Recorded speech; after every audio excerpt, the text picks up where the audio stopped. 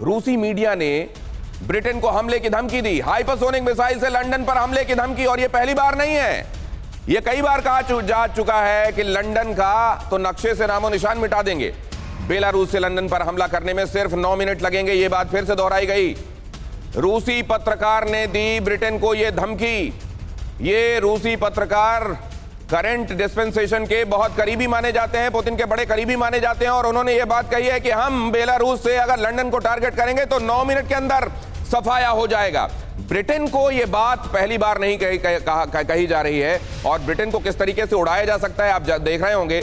सरमत का भी टेस्ट किया गया तो क्या कहा गया था, और कई बार यह कहा गया है कि हम चाहें तो नक्शे से ब्रिटेन को हटा सकते हैं।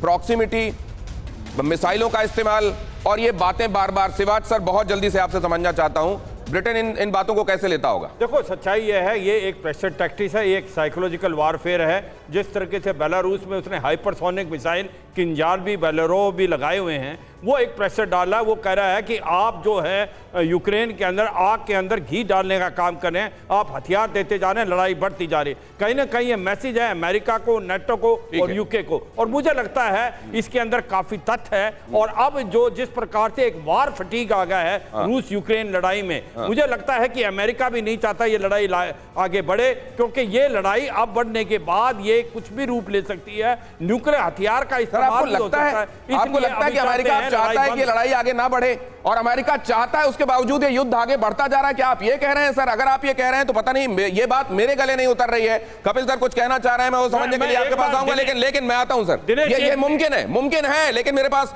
ये अहम खबर बताने के बाद मैं आपके पास आता हूं। जर्मन चांसलर ने पुतिन को एक बड़ी चेतावनी दी है, यूक्रेन पर परमाणु हमला बर्दाश्त नहीं करेंगे। ओलाफ शोल्ज ने कहा जंग में न्यूक्लियर वेपन का इस्तेमाल स्वीकार नहीं।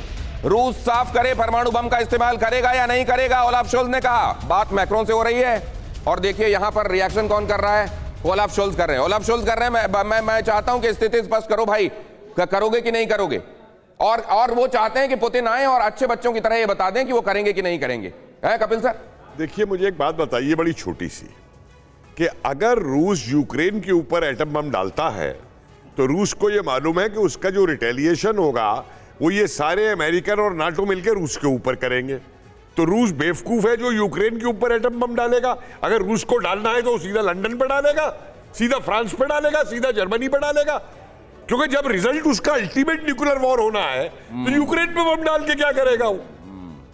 एक बेसिक मतलब स्ट्रेटेजिक चीज की मैं बात कर रहा हूं। ये बहुत बड़ी बात कह रहे हैं, बेवकूफ थोड़ा है रशिया। ये बहुत बड़ी बात नहीं, मैं एक चीज समझना चाहता हूं, और इसको आशीष आपसे समझना चाहता हूं, क्योंकि स्ट्रेटेजिक मसला है।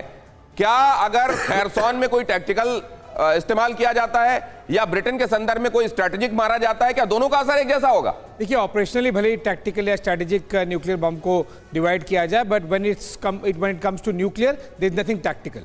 न्यूक्लियर बम का इस्तेमाल करने का मतलब स्ट्रैटेजिक ही होगा, चाहे मैसेजिंग देखिए, इंपैक्ट वॉइस देखिए। ये आपने बड़ी बात कह दी। अब जरा मैं एक बात समझना चाहता हूं, अमेरिका चाहता है कि युद्ध रुके और उसके बावजूद युद्ध चलता जा रहा है। शिवाज सर, हाँ देखो, मैं यही कह रहा हूं कि अभी जो रूस को जिस तरह के कपिल साहब भी बता रहे थे, मैं उससे सहमत हूं। अब उसने 3-4 चीजें हो चुकी हैं, उसके हथियार बिक चुके हैं, यूरोप के अंदर गैस ऑयल दे चुका है, पूरा कब्जा कर लिया। नहीं, मुझको एक बात स्पष्ट बताइए, क्या अमेरिका चाह रहा है युद्ध रुके, उसके बावजूद युद्ध चलता जा रहा है? संजय भारद्वाज सर, एक सेकंड, संजय जी का भी ले लो, ओपिनियन ले लो। यही जोड़ना चाहूंगा कि रूस,